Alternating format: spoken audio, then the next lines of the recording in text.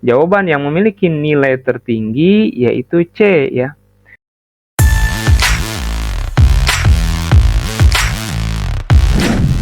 Assalamualaikum warahmatullahi wabarakatuh. Welcome back to SKZ Education. Di video kali ini kembali saya akan menyajikan latihan soal untuk tes P3K tahun 2024 untuk kompetensi sosial kultural. Dengan model soal yaitu studi kasus. Jadi soal itu biasanya ada yang ditunjukkan dalam bentuk kata Anda apabila Anda misalkan. Atau studi kasus yaitu dalam bentuk misalkan seseorang yang menjadi peran dalam situasi tertentu. Nah, kedua tipe soal itu berdasarkan pengalaman di tahun sebelumnya itu muncul. Maka kita sajikan semua soal supaya mempertajam analisis kita, mempermudah kita dalam menghadapi soal dan membiasakan diri menghadapi soal-soal tersebut. Oke, sebelum kita mulai, rekan-rekan semuanya, semoga dimudahkan, dilancarkan, dan lulus menjadi ASN P3K di tahun 2024 ini. Semangat terus, insya Allah perjuangan tidak akan mengkhianati hasil. Oke, kita mulai dari lanjutan soal sebelumnya ya. Ini kita memasuki part 5. Nah, kita memasuki soal 41. Pak Andi adalah seorang pegawai yang baru ditugaskan di sebuah daerah dengan budaya yang sangat berbeda dari tempat asalnya. Saat menghadiri pertemuan masyarakat, Pak Andi tidak memahami adat setempat yang mengharuskan tamu memberikan salam khusus sebelum berbicara. Akibatnya, sebagian peserta merasa kurang dihargai. Apa langkah terbaik yang harus dilakukan Pak Andi setelah mengetahui kesalahan tersebut? A. Meminta kolega setempat menjadi perwakilan dalam setiap pertemuan adat. B. Meminta maaf secara langsung kepada peserta pertemuan dan berkomitmen untuk mempelajari adat setempat. C. Menghindari menghadiri acara serupa untuk menghindari kesalahan di masa depan. D. Tetap melanjutkan tugas seperti biasa karena hal tersebut bukan masalah besar. Oke, di sini nanti akan saya sajikan juga poin dari setiap opsi ya teman-teman. Nah, sekarang coba analisa jawaban yang paling tepatnya mana dan silahkan dijawab dulu. Setelah itu akan saya berikan jawaban dan poinnya beserta dengan alasannya.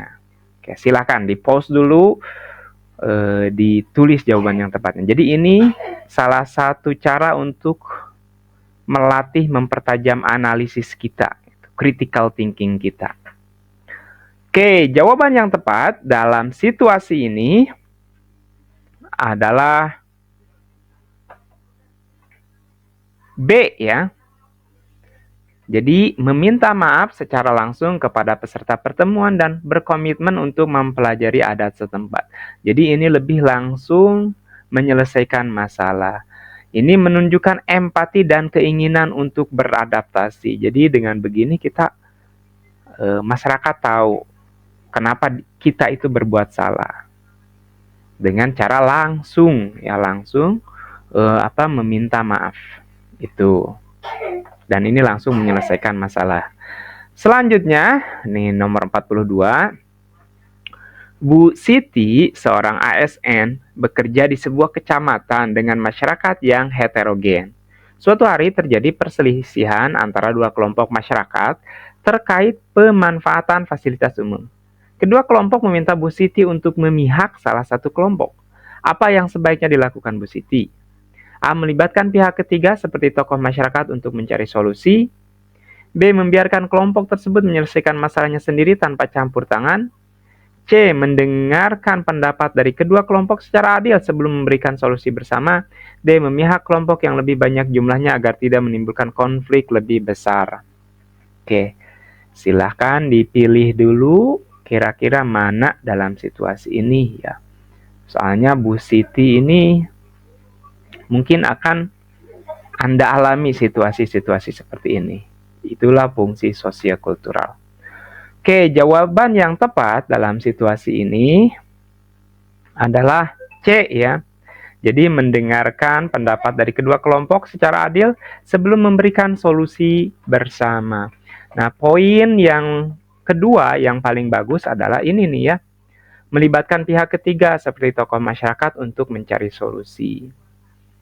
Jadi ini poin besar juga. Yang B dan D ini poinnya 1, 2. Oke, jawaban C ini betul karena mencerminkan sikap adil dan inklusif. Jadi kita tidak memihak. Sebagai seorang ASN itu tidak memihak. Tapi ingat, tugas dan fungsi ASN itu adalah menjadi perekat pemersatu bangsa, teman-teman. Itu ada ya, tugas dan fungsi ASN. 43, Pak Joko bekerja di sebuah kantor pemerintahan. Rekannya, Ibu Rina, memiliki kebiasaan berbeda dalam berkomunikasi karena berasal dari budaya yang lebih ekspresif. Beberapa rekan lain menganggap gaya komunikasi Ibu Rina tidak sopan. Apa yang sebaiknya dilakukan Pak Joko? Oke. A. Menghindari berinteraksi dengan Ibu Rina agar tidak memicu konflik. B. Melaporkan hal ini kepada atasan untuk diselesaikan. C. Mengajak rekan lain memahami keberagaman budaya dan gaya komunikasi. D. Menyampaikan secara langsung kepada Ibu Rina agar menyesuaikan gaya komunikasinya. Oke, silahkan dicari dulu jawaban minimalnya yang 3 poin, maksimalnya yang 4 poin, teman-teman, supaya nilainya pun paling bagus. Oke, jawaban tertinggi yang paling bagus adalah C ya, mengajak rekan lain memahami keberagaman budaya dan gaya komunikasi. Atau D, menyampaikan secara langsung kepada Ibu Rina agar menyesuaikan gaya komunikasinya. Nah, yang melaporkan kepada atasan itu adalah opsinya hanya 2 poin ya. Seperti itu. Itu poin tertingginya. Nah, ini pembahasannya. C ini akan membantu meningkatkan pemahaman keberagaman di lingkungan bekerja. Jadi kita harus memahami budaya dari setiap daerah, dari setiap orang itu seperti apa gitu. Karena tidak mungkin misalkan kita ada seseorang misalkan dari daerah lain dengan nada bicaranya yang lentong bicaranya berbeda, tidak mungkin dengan mudah kita mengubah dia. Seperti itu. Jadi kita harus paham juga inilah makna pluralisme ya. Jadi kita harus saling menghargai keberagaman. Lanjut di nomor 44, Pak Rahmat adalah seorang ASN yang bertugas di daerah terpencil. Ia menemukan bahwa beberapa program pemerintah tidak diterima baik karena dianggap tidak sesuai dengan kebutuhan masyarakat. Apa yang seharusnya dilakukan Pak Rahmat? Mengusulkan peninjauan ulang kepada atasan berdasarkan masukan masyarakat, memodifikasi program agar lebih sesuai dengan kebutuhan masyarakat lokal, menyampaikan kepada masyarakat bahwa program tersebut wajib dijalankan tanpa perubahan, atau mengabaikan keluhan masyarakat dan tetap melaksanakan program. Oke, silakan dicari jawaban alternatif terbaiknya, teman-teman. Oke, jawaban yang paling tepat dalam situasi ini, nah yang poinnya tertinggi adalah B, ya. Memodifikasi program agar lebih sesuai dengan kebutuhan masyarakat. Ini yang paling bagus. Nah, atau yang kedua, mengusulkan peninjauan ulang kepada atasannya berdasarkan masukan masyarakat. Ini juga bagus. Jadi ada masukan dulu dari masyarakat dan meminta peninjauan ulang. Nah, ini alasannya apa? Nah, ini jawaban B ini benar karena mencerminkan adaptasi dan respons terhadap kebutuhan masyarakat. Jadi ini fungsi ASN juga ya, kita harus responsif, cekatan, agile gitu ya istilahnya, dalam merespon keluhan-keluhan yang ada di masyarakat gitu. Lanjut, 45, Bu Ani menghadapi situasi di mana seorang warga menolak dilayani oleh pegawai tertentu karena perbedaan agama. Warga tersebut meminta agar dirinya dilayani oleh pegawai lain. Oke, jadi ini warganya ya. Sebelumnya saya pernah membaca juga soal, tapi yang pelayannya yang menolak gitu. Tapi ini warga menolak. Ya. Apa yang harus dilakukan Bu Ani? A. Mengizinkan warga memilih pegawai untuk melayaninya. B. Memahami warga tersebut karena tidak memarahi warga tersebut karena tidak menghargai profesionalisme pegawai. C. Menjelaskan bahwa pelayanan tidak berdasarkan agama atau kepercayaan dan memastikan pelayanan tetap berlangsung. D. Meminta warga tersebut ke pegawai lain untuk menghindari masalah. Memindahkan. Ya, mohon maaf nih, tulisannya agak kecil. Saya salah baca. Jadi memindahkan warga tersebut ke pegawai lain untuk menghindari masalah. Oke, kira-kira mana jawaban yang paling tepat dalam situasi ini, yang paling logis? Oke, jawaban yang paling tepat adalah C ya. Jadi kita jelaskan bahwa pelayanan itu tidak berdasarkan agama atau kepercayaan dan memastikan pelayanan tetap berlangsung. Ini poin paling besarnya. Oke, atau poin yang keduanya mengizinkan warga memilih pegawai untuk melayaninya. Ini poin 3 besar juga ya itu ya. Jadi C ini menunjukkan integritas pelayanan publik. Ya. Lanjut di nomor 46. Pak Herman menghadapi keluhan dari masyarakat yang merasa bahwa pembangunan fasilitas umum di wilayah mereka tidak merata. Apa langkah terbaik yang harus diambil Pak Herman? A. Menghindari pembicaraan dengan masyarakat agar tidak menimbulkan konflik. B. Mengusulkan peninjauan ulang kepada atasannya berdasarkan masukan masyarakat. C. Menyampaikan bahwa keputusan sudah ditetapkan pemerintah dan tidak dapat diubah. D. Mengajak masyarakat diskusi untuk menentukan prioritas pembangunan. Oke, silakan. Jawaban yang paling tepat ya dipilih dulu adalah jawaban yang paling tepat ini adalah D. Kita ajak dulu diskusi ya. Jadi mencerminkan transparansi dan kolaborasi. Atau B. Mengusulkan peninjauan. Ini hampir sama polanya dengan soal sebelumnya. Tapi poin di sini adalah poinnya ke transparansi dan kolaborasi ya. Lanjut di nomor 47. Bu Linda bertugas di sebuah instansi yang mayoritas pegawainya berasal dari satu suku tertentu. Pegawai dari suku lain merasa tidak dilibatkan dalam kegiatan penting. Apa yang sebaiknya dilakukan Bu Linda? A. Membiarkan situasi tersebut karena tidak ada konflik langsung. B. Mengupayakan kegiatan yang melibatkan semua pegawai tanpa memandang latar belakang. C. Melaporkan kepada atasan dan meminta arahan. D. Meminta maaf kepada pegawai yang merasa tersisih tanpa mengambil langkah lebih lanjut.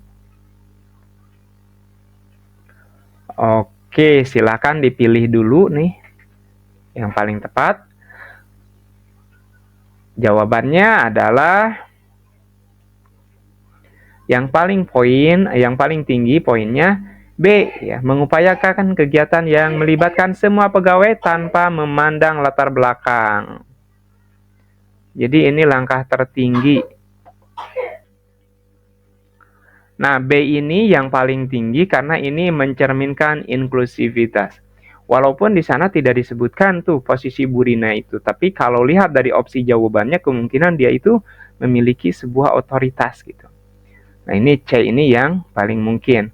C ini yang kedua, melaporkan kepada atasan dan meminta arahan.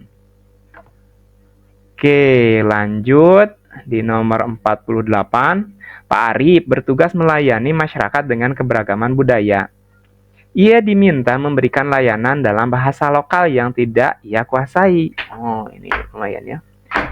Apa yang sebaiknya dilakukan Pak Arif? A. Menggunakan penerjemah atau meminta bantuan kolega yang memahami bahasa tersebut. B. Meminta masyarakat untuk menggunakan bahasa nasional dalam pelayanan. C. Menghindari melayani masyarakat yang tidak dapat berkomunikasi dalam bahasa yang ia kuasai.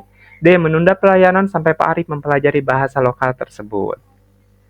Oke, silahkan dicari dulu jawaban terbaiknya. Oke, jawaban yang mungkin dilakukan Pak Arif ini yang tertinggi adalah A ya, menggunakan penerjemah atau meminta bantuan kolega yang memahami bahasa tersebut.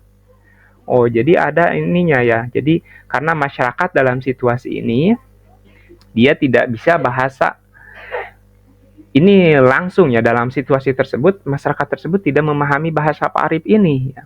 Nah, yang paling mungkin yang bisa dilakukan secara langsung oleh Pak Arif ini adalah A. Nah, A karena mencerminkan sikap adaptif dan solutif, jadi langsung gitu. Nah, yang mungkin kedua yaitu menunda dulu pelayanannya, ya. Dan opsi ketiga, meminta masyarakat untuk menggunakan bahasa nasional dalam pelayanan. Nah, kan kalau dua ini kenapa B tidak mungkin? Ya karena kan masyarakat di sana dalam situasi mereka itu tidak paham. Masa harus masyarakat yang belajar dulu gitu sebelum dia meminta layanan. Jangan-jangan kan pelayanannya itu dia itu urgent kan, meminta layanan secara urgent saat itu juga gitu. Jadi dua ini B ini kenapa dua ya karena situasinya seperti ini. Nah kalau C ini berarti ini tidak adaptif ya sudah jelas ya kenapa 1 poin. Jadi kita lihat opsi yang paling mungkin dulu teman-teman ya. Yang paling mungkin bisa dilakukan saat itu juga. 49. Pak Budi adalah seorang ASN yang bertugas di daerah perbatasan dengan keberagaman budaya dan agama. Dalam suatu rapat komunitas, terjadi perdebatan sengit antara dua kelompok masyarakat yang masing-masing merasa adat dan tradisi mereka tidak dihormati oleh kelompok lain. Kedua kelompok meminta Pak Budi menjadi penengah, namun mereka juga mempertanyakan netralitasnya karena Pak Budi berasal dari salah satu kelompok tersebut. Apa yang seharusnya dilakukan Pak Budi untuk menyelesaikan masalah ini? Wah, ini kompleks. Tapi Pak Budi di sini posisi sebagai ASN. A. Menghindari untuk memihak salah satu kelompok dan menyerahkan penyelesaian kepada atasan. B. Mengajukan permintaan untuk dipindahkan ke daerah lain untuk menghindari konflik. C. Membentuk tim independen yang terdiri dari tokoh masyarakat dari kedua kelompok untuk memfasilitasi dialog. D. Menjelaskan kepada kelompok bahwa tugasnya adalah melayani sebuah masyarakat tanpa keberpihakan. Silahkan dipilih jawaban yang paling tepat nih. Ini udah mulai masuk sangat hot sekali sebetulnya ini. Oke, jawaban yang paling tepat dalam situasi ini yang tertinggi di nilainya itu C ya. Jadi membentuk tim independen ini yang paling mungkin dan paling logis dalam situasi tersebut. Ini karena coba kita bayangkan aja dua situasi yang bersitegang gitu, dua kelompok ini bisa memicu tawuran, konflik yang besar nantinya. C ini yang paling memungkinkan. Jadi tapi Pak Budi itu sebagai inisiatornya gitu kan. Dia menjelaskan kepada kedua kelompok. Nah, ini 3 poinnya ya. Jadi C ini menunjukkan profesionalisme, netralitas dan kemampuan memfasilitasi penyelesaian konflik secara adil. Jadi ini Pak Budi ini memiliki kemampuan itu, memfasilitasi itu gitu ya, jadi penengah. Ini bagus. 50. Bu Mira adalah kepala dinas di sebuah wilayah dengan masyarakat adat yang kuat. Saat menjalankan program pembangunan jalan, ia menghadapi penolakan dari komunitas adat yang khawatir proyek tersebut akan merusak situs budaya lokal. Bu Mira telah menjelaskan pentingnya proyek tersebut, tetapi masyarakat tetap bersikeras menolak. Apa langkah terbaik yang harus diambil Bu Mira? A. Mengalihkan proyek ke wilayah lain yang tidak memiliki resisten masyarakat. B. Meminta tim proyek untuk mengubah desain agar tidak merusak situs budaya lokal. C. Menunjang proyek dan mengadakan diskusi lebih lanjut untuk mencari solusi yang tidak merugikan situs budaya. D. Melanjutkan proyek sesuai rencana karena itu merupakan program strategis pemerintah. Oke, silahkan dipilih dulu situasinya, teman-teman. Nah, ini lumayan hot juga nih. Nah, jawaban yang paling tepat dalam situasi ini, jawaban yang memiliki nilai tertinggi yaitu C ya. Menunjang proyek dan mengadakan diskusi lebih lanjut untuk mencari solusi yang tidak merugikan situs budaya. Jadi diskusikan dulu. Nah, yang kedua poinnya tertinggi, meminta tim proyek untuk mengubah desain agar tidak merusak situs budaya lokal. Nah, ini C ini kenapa tertinggi? Karena menunjukkan penghormatan terhadap budaya lokal dan upaya mencari solusi bersama. Oke, itu ya. Lanjut nomor 51. Pak Agus adalah seorang pegawai pemerintah yang bertugas mendampingi pelaksanaan program bantuan sosial di wilayah terpencil. Ia menemukan bahwa masyarakat lebih mempercayai tokoh adat setempat dibandingkan aparat pemerintah, sehingga pelaksanaan program seringkali menghadapi kendala karena kurangnya dukungan masyarakat. Apa strategi yang paling efektif bagi Pak Agus? A. Melaporkan kondisi ini ke atasan tanpa melibatkan tokoh adat. B. Mengabaikan pandangan tokoh adat karena program ini merupakan keputusan pemerintah pusat. C. Bekerja sama dengan tokoh adat setempat untuk menyosialisasikan program agar lebih diterima masyarakat. D. Mengganti pendekatan dengan fokus pada penyampaian informasi melalui media formal. Oke, untuk 51 ini silakan dipilih jawaban terbaiknya ya teman-teman dan tulis di kolom komentar. Oke, that's all. Semoga ini bermanfaat. Wassalamualaikum warahmatullahi wabarakatuh.